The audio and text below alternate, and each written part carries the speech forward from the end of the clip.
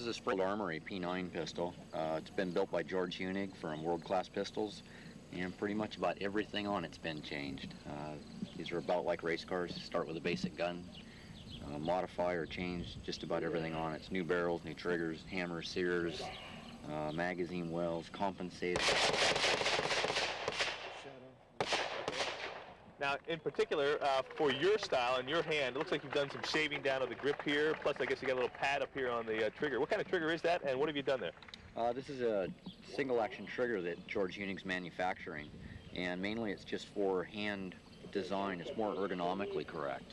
So a lot of the shaving of the grips and things are to thin the pistol or to make it fit in my hand correctly, so for my hand size and shape, so that when I go ahead and draw the pistol, it's pointed where I'm looking. Right. What about this little pad up here on the trigger? Is that custom, or did you put that yourself? Well, I stuck it on there. I tried some stippling on the trigger, and that didn't work out quite as well.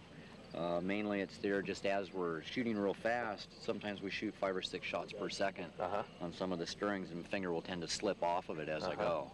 So it just tends to keep me more controlled on the trigger in a place where I can reset it faster. What kind of scope and what kind of scope mount do you have there? This is a mount from George Hunig. Turn it around, you can see it upside down. It's made out of carbon fiber, expanded aluminum, and carbon graphite skin on the top of it. And very light, weighs about 2 ounces for the total mount. And that way it holds the scope both front and rear. Last year I think I went through about a dozen different scopes, breaking them and ruining them in different ways. So this has seemed to solve all that. And so the scope is lasting out here? Yeah, scope's a Tasco scope. It's been rebuilt by Ross Dean. Gone through new electronics, new wiring, trying to bulletproof everything. Yeah. Tell me about your trigger pull. What do you like as far as the trigger pull for your particular style shooting? This particular gun's got about 1.5 pounds trigger pull. Fairly crisp.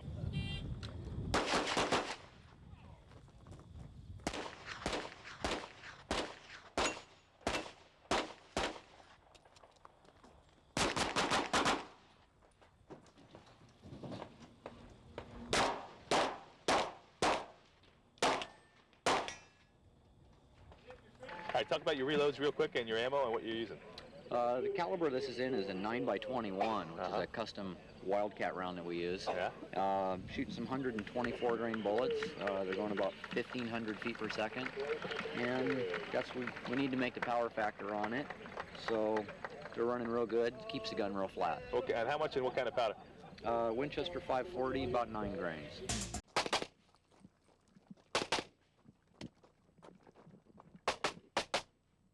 What about your gun this year? What are you shooting? And tell me what's been done to it to make it work for you. Well, we have a full-blown 38 Super, per Ordnance, and we have a Wilson barrel in it, BAT hammer, using .5 thousand on top of it. Wow. And scope mount, that's usual. Most of the other scopes, especially waste. Well, we had done a lot of testing on the scope mount last 6 months, so went through several different mounts, and we've done some testing on as far as shooting on the gun. We tried mounts on both sides, 4 or 5 different. We come up with this little contraption here that seems to do the best of all the mounts on the market right now. And it's right in front of the injection port. What does that do? How's that work? Well, it's no problem with it, because when the gun unlocks and goes back out of battery, the round clears, your chamber's open. Okay. How about the scope? What kind of scope is that, and what kind of paint job is that? Well, some friends of mine from out in California painted the scope for me. It's an .5 thousand. I have done a little bit of work on the inside to beef it up. For last year, we had a few problems with the scopes. So we decided this year we're not going to have problems with them, and I went in, done my homework on it. How large is the dot in there? This is a 10-minute dot in here. Yeah, that's the factory dot then. Yes. Okay. What other customization have you done for your particular hand, your particular style of shooting? I mean, on the grip and on the whole underbody. Well, we took a regular standard frame from Per Ordnance, and we high cut it up in here, which has a radius in here. It's checkered for myself. I personally like it checkered underneath the trigger guard. And we took a 8-inch speed option plate here about 2 weeks ago and cut it out, machined it, and put a mag funnel here, because the big base guns they're hard to find a good mag funnel for them right now. I shoot arch mainspring. I like arch. I've been shooting them for years, so I think for me it's the best as far as drawing wise. I've narrowed down my Ed Brown beaver tail here it's slightly narrowed down at the end here, so I can get a little higher on top of the gun. I hold real high on top of the gun. And what about the trigger job? What size of trigger? It's a really small little piece there. Is that because it's recessed back in, or? Well, the Para has the triggers are a lot different than 1911, where the frame sets and your hand sets a little bit different. I've been shooting with a flat trigger for about 2 years now, and it's improved my accuracy. Oh, really? Yes. Why so? What do you think that? Don't know. Well, because with a flat trigger, your finger is always on a flat spot. If you have a bad draw and you get in the bottom part of the trigger, it was just a mental thing. Yeah. But I did improve my accuracy at 50 yards with it. Excellent, excellent. What kind of trigger pull do you like? I'm shooting 1.5 pounds. Just good crisp action. And Blake also kind of hollowed out your slide a little bit. Yeah, we didn't take much out. We've done some testing over the winter. This particular gun was a short slide. We found out that a long slide fat gun seems to control a lot better. So we chopped everything back off, put a long slide on the gun, and the gun's a lot more manageable now. Okay, what about your load? What are you shooting through there, and what kind of ammo, what kind of bullets, what kind of powder, how much? I'm shooting 38 Super with a 124 grain Hornady bullet. It's a flat point, 355, shooting 540 and 10 grains of it. And that pushes out how fast? At 14.97 at this match. That moves fast, doesn't it? Yeah, made the match. Made major, huh? Yes. Okay, great. So you're happy overall with the Para gun? Yes, I'm very happy with the gun. It's a quality gun. We've, like I said, mount on it, carbon fiber mount for lightweight, triple port.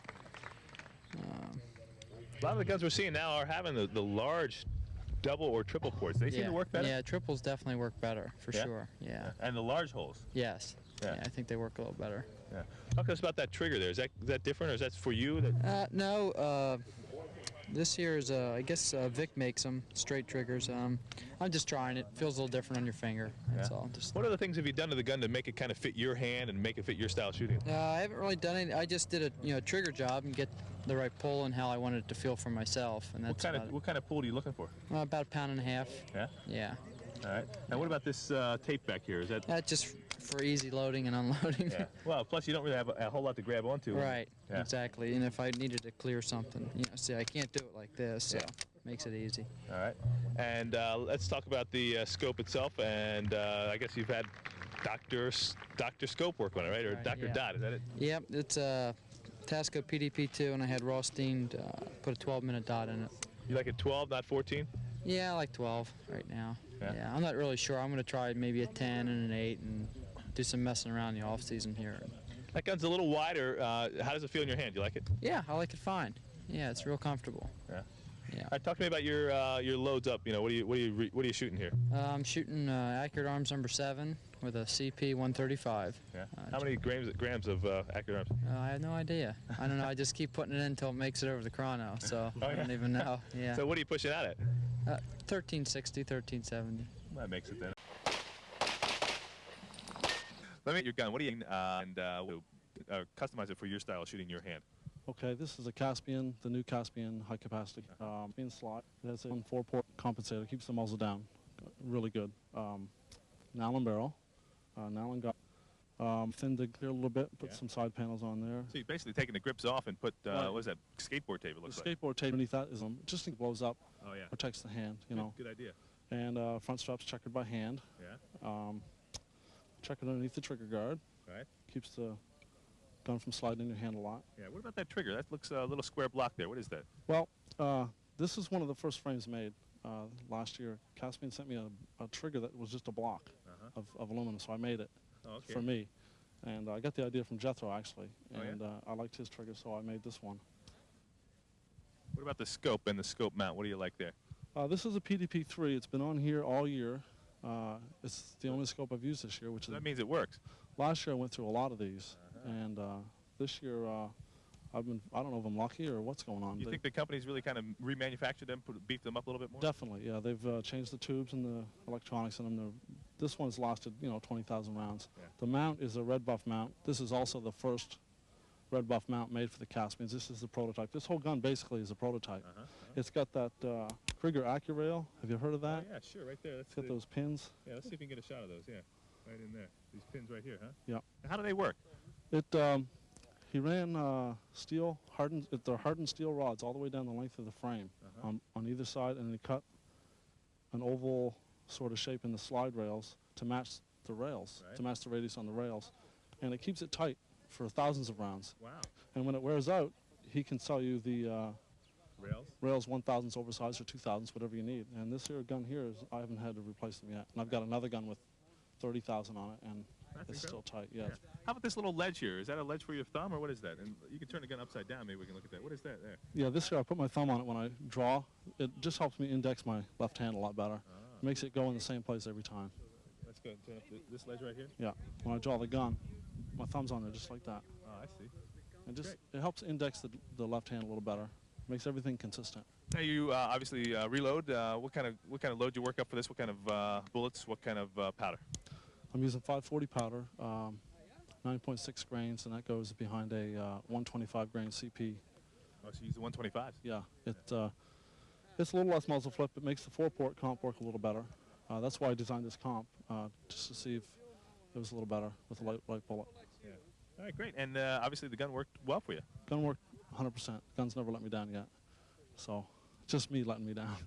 Gun shoots better than you do, huh? Right, exactly. In 9x21, and he likes to use the Safariland holsters.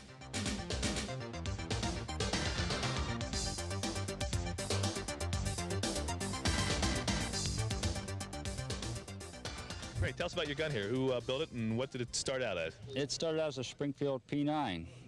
Competition Gun Works, Dan Ruff, Kelly Jones out of California. They built it for me. That's their own mount. Almost all use for people.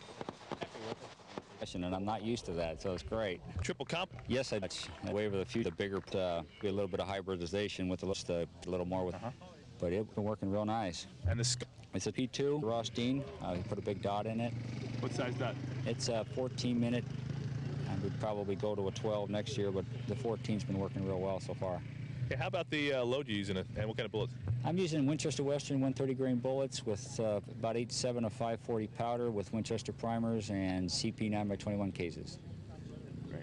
Any other special modification done to this gun that was particular to you as in your hand? Yeah, I had to change the beaver tail to fit my hand. When they welded it up, I had a broken wrist, severely broken in 1982, and I can't bend it real far. And I had to weld it up so the gun would point a little lower for me. And that modification right there is probably responsible for like a major improvement in my shooting, because now I could get the dot where I needed it instead of trying to fight the gun all the time to get it there. So it worked out real well. And Don Gombieski trigger, one of the finest triggers I think around for a P9. I don't think there's any better. There's no need to go to any other. That trigger, you can shape it to your hand, and it just works like a champ. And they did a real special job on the magwell. Yeah. They milled out a little slot and made out a little horseshoe, which for my style of reloading, that's probably I've done reloads into .7s with that magwell from shot to shot. And attached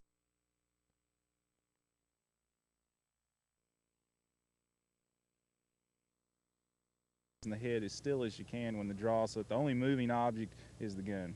This gun was a new concept. It's built specifically for steel shooting. That's all it's good for. It's designed to shoot light loads. What we did here is we extended the frame and attached the muzzle brake to the frame, and then we locked the barrel into this muzzle brake, which means it's a rather unique gun in the sense that the barrel locks into the frame front and I'm the only gun that lock way. And the reason it takes off the barrel, which allows you to shoot a lot. What type of cases have you done? The end of the gun, no standard condition comes from the factory. It's just well tuned and precision fit, so that the trigger pull's real light, and the slide is very tightly fit to the frame, so that the accuracy is consistent. How often do you clean this or maintain it? What do you have to do? Anything? Basically every 400 rounds I clean the gun. If you don't keep a gun clean, it will wear itself out faster. So I keep it clean so it'll last me longer. Before the match, 2 days before the match, I'll take the gun completely apart, clean every little piece. Then I'll go out the day before the match and foul it out slightly.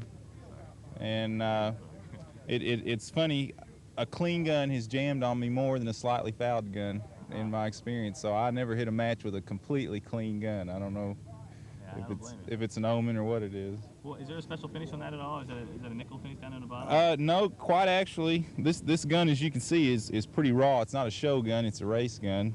This is just what I call metal in the white. It has no finish on it, it's just polished, and then the upper half has been blued, and the only reason I did that was to keep the glare down while I'm shooting. The reason I didn't put any finish on the lower half is I'm always playing with or changing something, and when you put a finish on a gun, you ruin the finish if you try and change anything. So this gun's always going through constant changes. Last year I shot it at 45 ounces, and this year, as you can see, there's a hole here with a void in there, and that's because I took 2 ounces off the gun to make it a little lighter, and that worked pretty well this time. The first thing I did on it,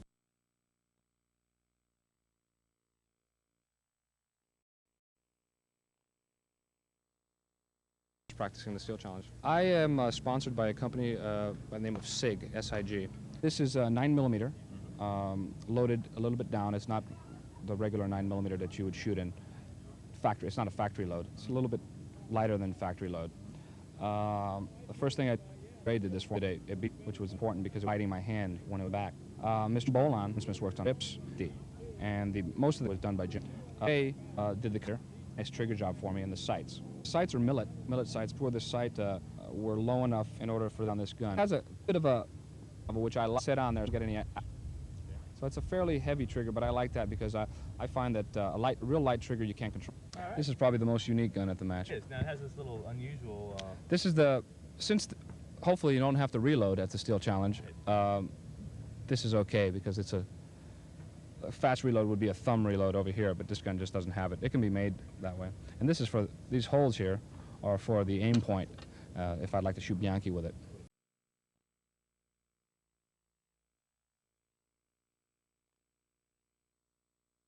Straight to the rear, and it doesn't cause the sights to deviate left or right or up and down.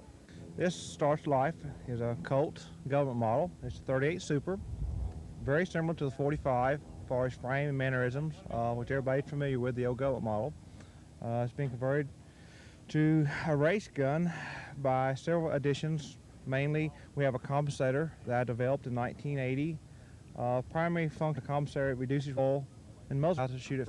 We start out, take the frame and checker it, melt front and rear trigger guard to allow you onto the gun. Full sights, got more sight system on it, milled slide, sight picture weapon, make it more compact, but you'll find once your gun sight, you own. From start to finish, including the cost of the gun, you're looking at approximately $2,000 for a full house race gun. And this is like top of the line? Right, this is our top of the line model.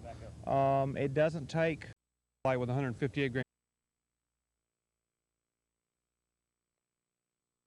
And it's real competitive. It's a little bit lower than the other guns on the market, and the quality's absolutely just as good. It's identical to Colt, and these ones were made without the barrel for lighter, just for the match in the minute to be up where trying to get the pistol to work with as light a load as possible because there's no power. Load our loads light with a 158 grain bullet, and these guns just really function really well. And this shoots really the light load gun that I've ever had. It's absolutely perfect. It's a nice modifier. Plus, it's got a shiny finish about it. Right. The finish is it's a chrome. It's alloy. It's a finishes. It's just ultra. It wears real good together, and you can do a million drills without your holster, and it doesn't affect the finish at all. It just just looks like it's brand new. And it holds up real well. On the front here, that's just the compensator on the end. That's the LEK style compensator. It's got a hole in the top here that vents the gas upward to keep the muzzle down and recoil, and adds a little weight too. It slows the opening down on the gun, makes the gun a little bit more manageable. On this type of shooting where tenths of a second separate places all the way through, why every single fraction is very important down to the hundredths of a second. So you're going for the absolute lowest recoil you can get. Talk to me about the trigger and about the checkering and the sights too. Okay, the trigger on this gun, most of my match guns are like a fairly light trigger, around 2.5 pound area. And the sights are just standard Bomar sights. The checkering on the gun is 30 line front and rear, and that just gives you quite a bit more of a secure grip. So once you grip the pistol, it doesn't shift in your hand during recoil. It's also been changed with a Wilson-style beaver tail grip safety, and it fits in your hand, just makes the gun fit in your hand quite a bit better. Job and let me go on down and wrap my minute.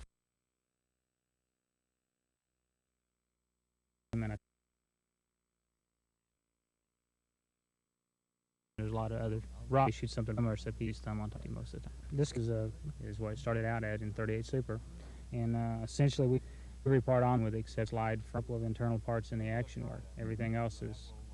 Well, finish is different. This thing is way different. Give me an idea. What is that? I like a gun that's right in front of me, holding the gun, you know, like this. I like the point of balance, right? Shoot a little, and some computers do. It's an add-on really just to make the gun balance the way I want it to balance.